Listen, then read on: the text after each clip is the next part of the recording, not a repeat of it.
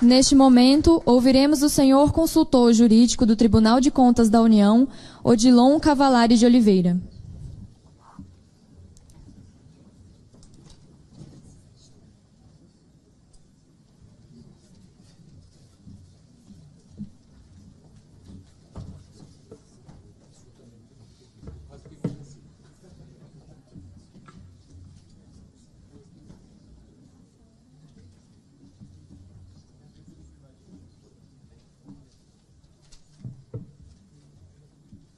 Boa tarde a todos. É um grande prazer participar deste evento. Saúdo a todas as autoridades presentes, em particular o professor Marçal Justin Filho. É sempre um prazer ouvi-lo, é sempre um aprendizado para quem atua no âmbito do direito. E já começo também reformulando diversas das questões que eu havia preparado em face da abordagem que fez o Dr. Marçal. E adianto desde logo que concordo com 90% delas. Vou aumentar, 98%. Concordo. Concordo que a teoria das nulidades precisa sofrer uma revisão no âmbito do direito brasileiro. Isso já se discute em relação à ação popular, por exemplo. Concordo, e não sou só eu, a doutrina hoje critica o que Lene Streck chama de panprincipialismo. É a produção, a hiperinflação de princípios desenfreados, alguns absolutamente criativos, e que só quem conhece é aquele que invocou. Concordo que precisamos retomar um pouco a dignidade da legislação. Concordo que deve haver um compromisso do órgão julgador com os efeitos práticos das suas decisões. Sem dúvida. Portanto, concordo com 98% do que disse o Dr. Marçal. Mas tenho aqui o ônus e a tarefa de, lamentavelmente, discordar do Dr. Marçal, porque aqui a discussão não é sobre teoria do direito, mas é sobre o PL 7448. E a pergunta é, o que ele oferece para resolver esses problemas que já não temos no novo Código de Processo Civil ou na Lei 9784 de 99?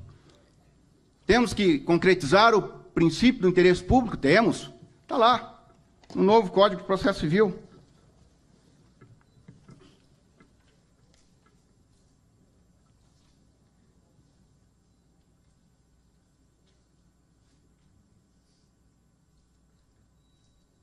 Eu fiz o favor de imprimir a palestra achando que tinha impresso ela toda. Saí correndo na hora que o Júlio Marcelo estava falando, porque peguei da impressora rapidamente e não percebi que tinha faltado folha. Metade da palestra ficou na minha sala, eu corri lá para pegar e agora isso bagunçou a ordem do que eu ia dizer. Cadê?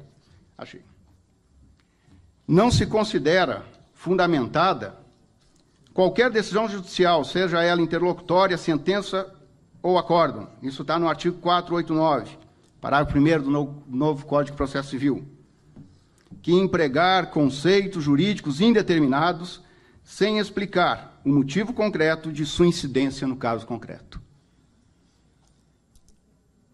Tenho certeza dos bons propósitos de todos que apoiam o PL 7448, mas aqui o que se discute não é isso. O que se discute aqui é a utilidade e os riscos das soluções oferecidas pelo PL 7448. O que temos hoje no ordenamento jurídico já não é o suficiente? O novo Código de Processo Civil já vem em reação a esse uso, muitas vezes, indiscriminado dos princípios. O Dr. Marçal se refere ao artigo 20, dizendo que o órgão julgador precisa indicar as consequências práticas da sua decisão. E até aí estamos de acordo. E o TCU faz isso há tempos. O problema é a parte final. A parte final. Em face das possíveis alternativas. Ora, há um brocado no direito que diz que o que não está nos autos, não está nos autos, não está no mundo.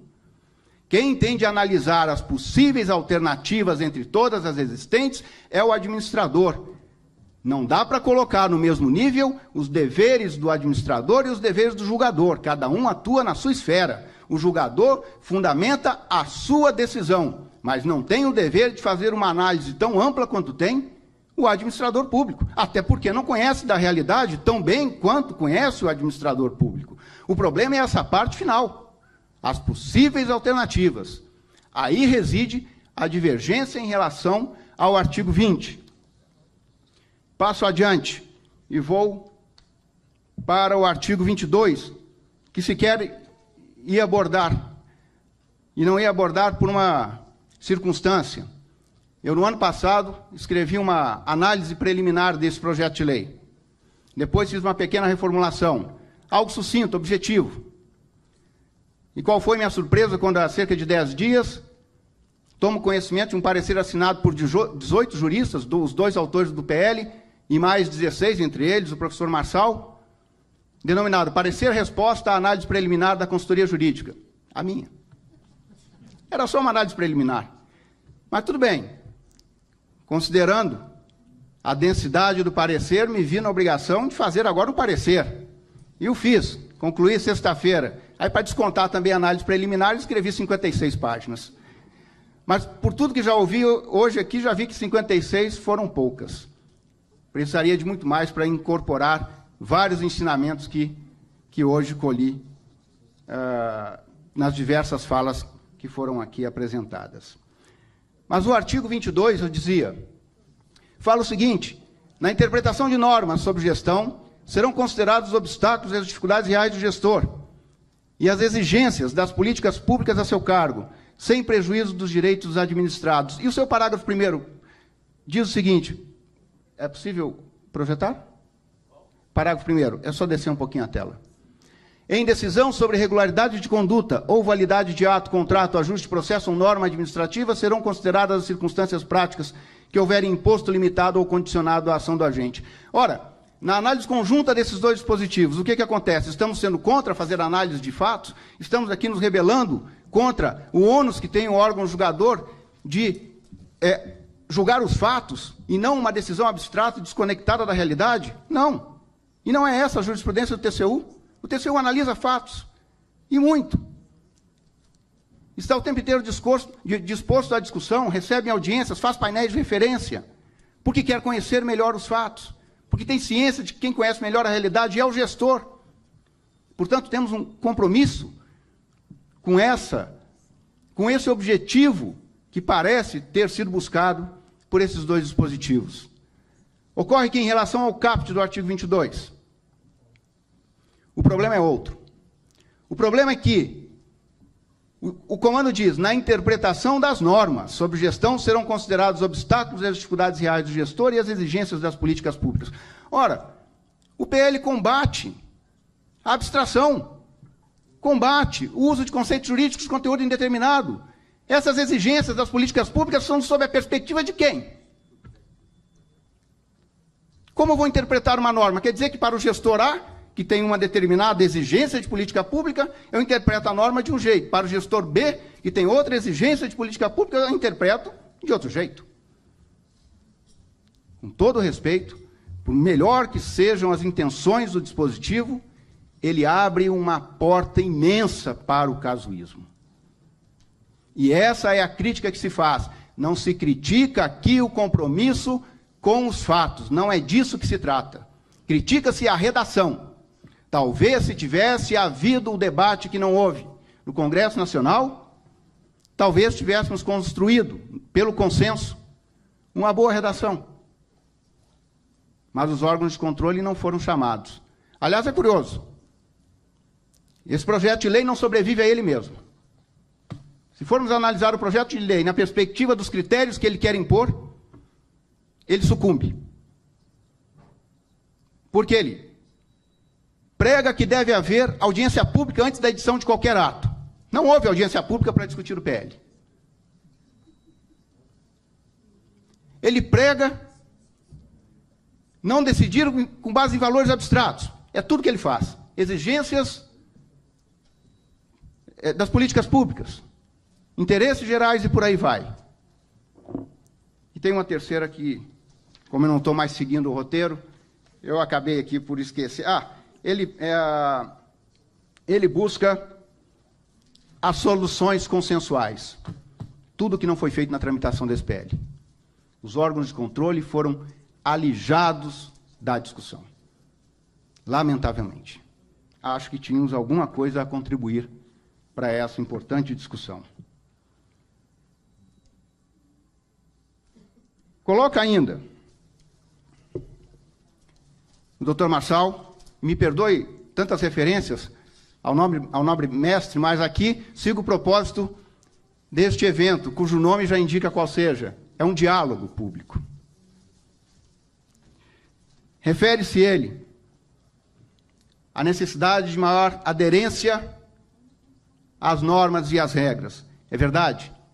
Dworkin é um dos autores que defende a força normativa dos princípios, mas que depende que esses princípios têm que ser aqueles reconhecidos pela comunidade jurídica dos princípios, o que ele denomina comunidade jurídica de princípios. Não são os inventados aqui e acolá. E para Dworkin, a finalidade dos princípios não é abrir o sistema, mas sim fechar.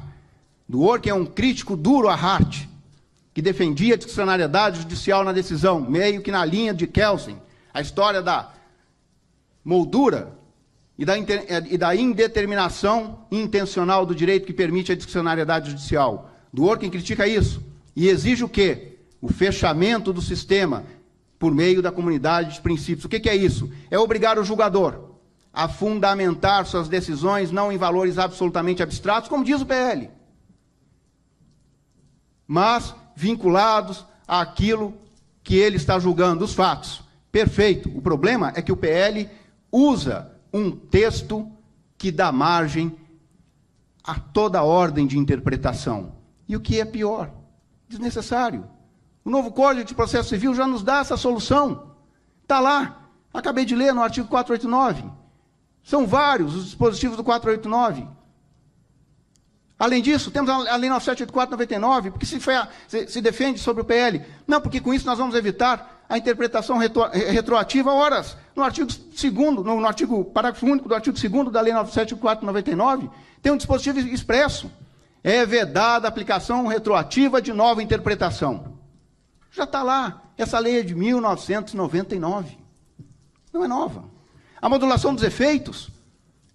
A modulação dos efeitos nos foi outorgada pela Constituição Federal, a nós, Tribunal de Contas, artigo 71, inciso 9, quando diz que compete ao Tribunal de Contas assinar prazo para que o órgão e a entidade adote as devidas providências ao exato cumprimento da lei. A Constituição não diz que esse prazo tem de ser de 1 hora, 1 minuto.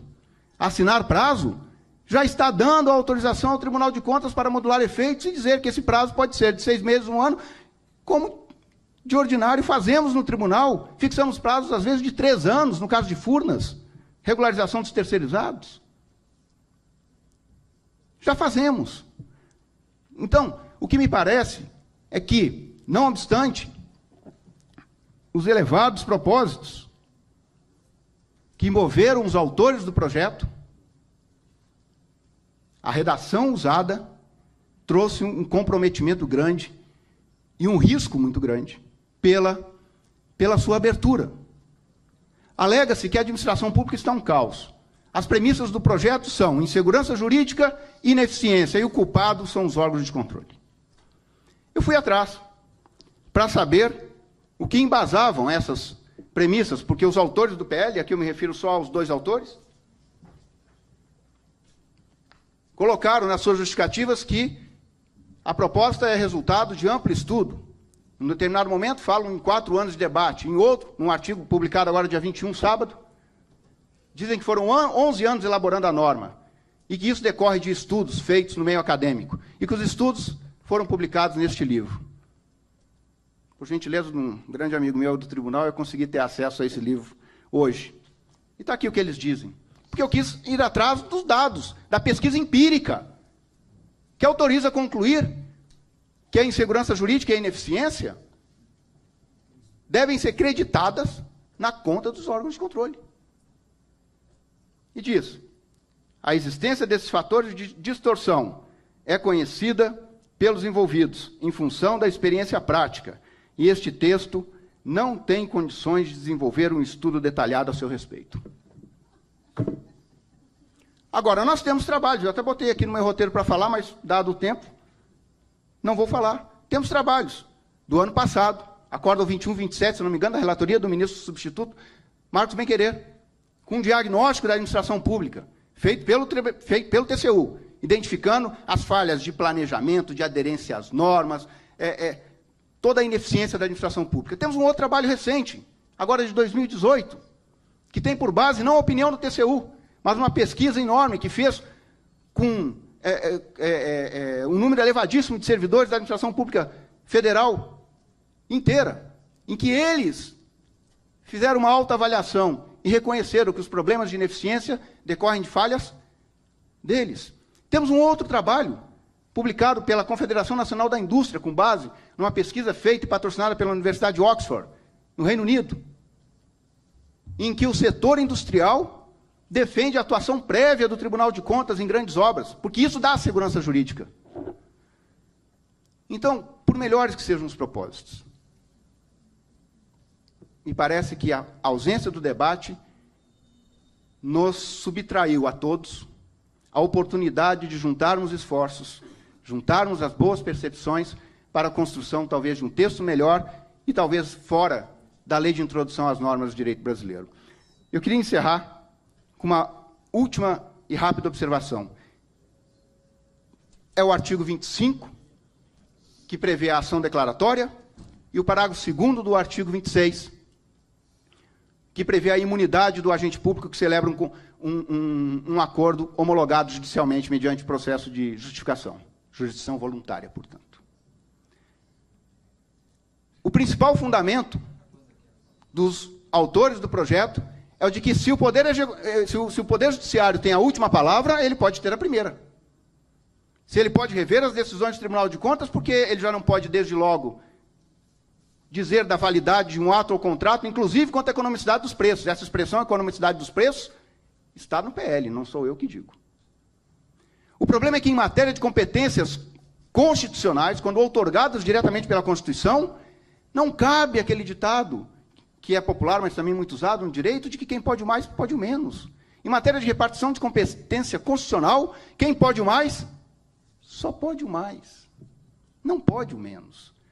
Quis a Constituição que houvesse um órgão da esfera administrativa que desse a primeira palavra. E aqui eu até selecionei 2 precedentes do Supremo que dizem isso, mas que, considerando a pressão do tempo, os olhares da primeira fila, nesse sentido, e a minha já total desorganização, eu acho que eu não vou mais achar. Mas eu me lembro de cabeça. Mandado de segurança 21466, relatoria de Celso de Mello, e ação civil originária 2068. Podem consultar, relatoria do ministro Fux. Está lá dito. No primeiro, no mandado de segurança, a Procuradoria-Geral da República pediu ao Supremo que determinasse ao TCU que registrasse um ato de aposentadoria, e disse ao ministro Celso de Mello: não posso. Eu posso desconstituir o ato do TCU. Eu posso garantir o pagamento da aposentadoria, mas não posso determinar ao TCU que registre o ato, porque isso seria fazer com que o Supremo se substituísse ao TCU, o que é, nas palavras do ministro Celso de Mello, inadmissível. Exatamente porque quem pode o mais, em matéria de repartição de competências constitucionais, só pode o mais. Com todo respeito, entendo que o artigo 25 é absolutamente inconstitucional. Aliás, não vou parafrasear, vou repetir a frase dita pelo ministro Carlos Aires Brito, quando da entrevista que deu na segunda-feira passada ao Jornal Nacional. Disse ele: isso é de uma inconstitucionalidade enlouquecida. Inverte as coisas. As palavras não são minhas, são deles. Muito obrigado.